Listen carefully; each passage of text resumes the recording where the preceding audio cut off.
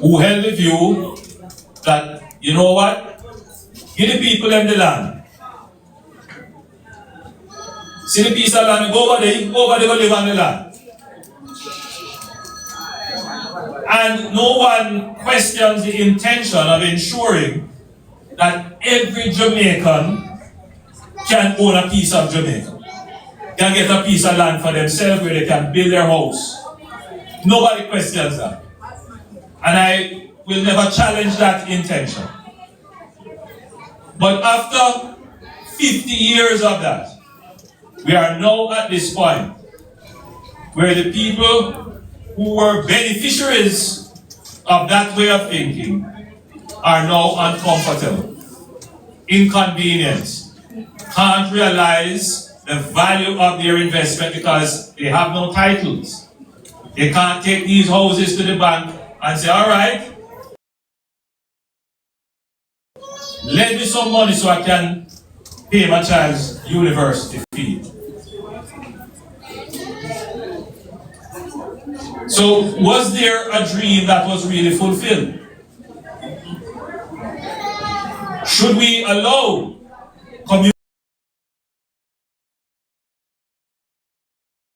communities like these to emerge now and continue into the future?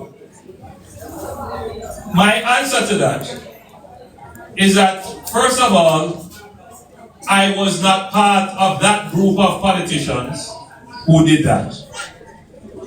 It was not my administration that created Operation Pride, which was the ultimate government program of creating informal, unplanned settlements. That was not my doing. Eden Park was born out of Operation Pride.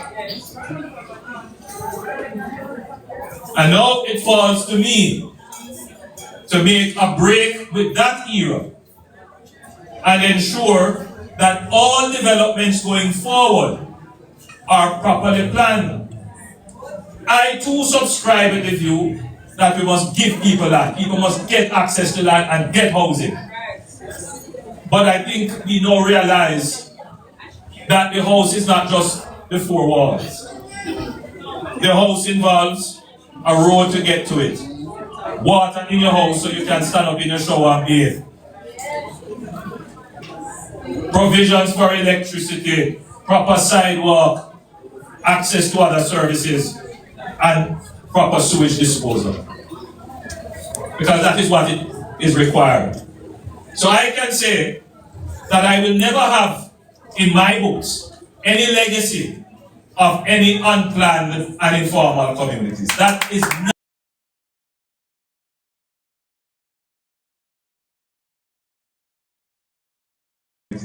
not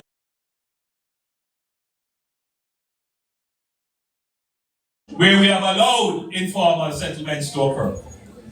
Just think of it. And if that is a change that you have identified,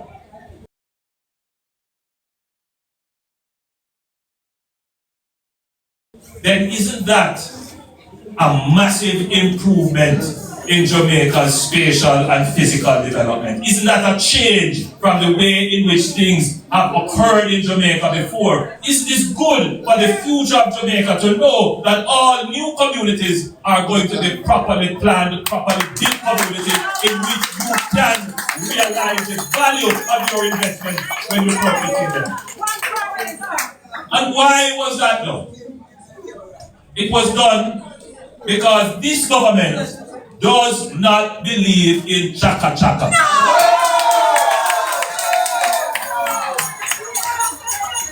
So when you compare the two governments in every way, how them look, how them dress, how them walk, everything. When you compare, one is Chaka-Chaka and one is orderly and neat.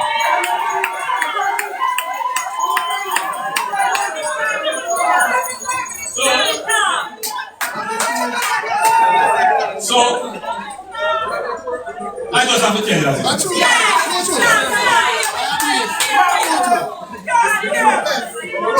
people of Eden Park that have suffered under Chaka-Chaka for years will now be getting the installation of proper roadway and drainage.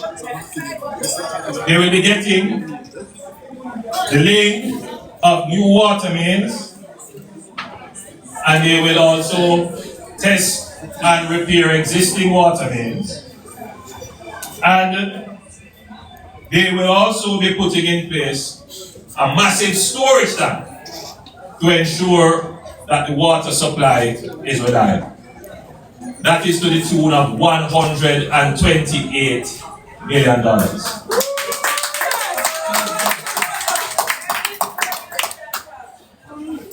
The people who cause the problem are rarely ever the people who can solve the problem. I didn't cause the problem, but it is now my responsibility. And I don't run away from the responsibility, but I have to stand up and confront those who will say, "Me the business will start, just fix it." Because that is not accountability. And if you remove accountability, then the people who created the problem in the first place will create the problem again. So we have to understand the origin of the problem and place the problem as a fault at the people, the feet of the people who caused it. But that don't mean they're responsible. The people who are responsible are those who have the authority and stewardship over the resources, which is the government that you have elected, which I administer. And in your behalf, we have made an allocation to sort out the issues for the people in Eden Park. Yes. That's responsibility. Yes. And that is also accountability. Yes. We are not a perfect government. We can't say we do everything right. Yes. But we are a better government. Yes. When compared to others. You can't judge us against perfection, but we are way better when judged against others. So my job, as I've said before many times over, my job is to break with the bad practices of the past, which I have. Put Jamaica on a new path. My job is to correct. I spend a lot of time correcting the ills and problems of the past, which this is one of them. But my job is also to chart a new course for Jamaica. And in Jamaica's spatial development and physical development, a new course has been charted. You will not have an Eden Park coming about as a result of my government, or an industry pen, or any other area that has this problem for that matter, because we have not promoted even one of them.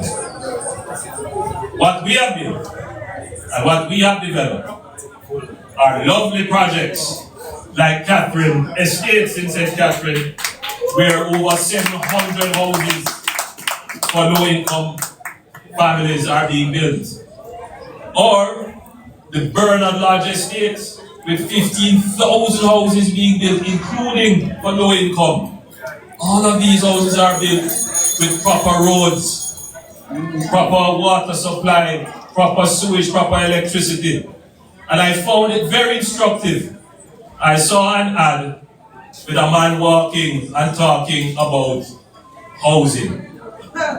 And all of these houses that he's walking and talking against were built or are being built under the Andrew Holness led.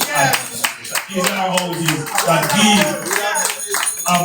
helped to develop, finance, give land, promote, and yet they talk about that people don't have housing.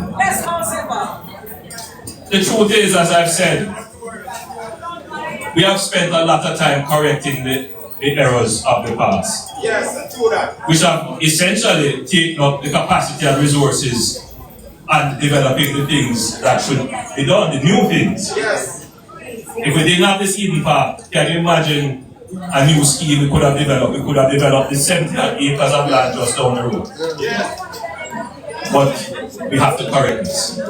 So my friends who have gathered, I hope that I've stimulated your thoughts, opened your mind, and challenged perspectives which may have been held without sufficient information. Yeah. I hope that as a result of this presentation, you have a better view of the problem and are able to exercise your choice. And I urge you to always choose what is best for Jamaica. God bless you.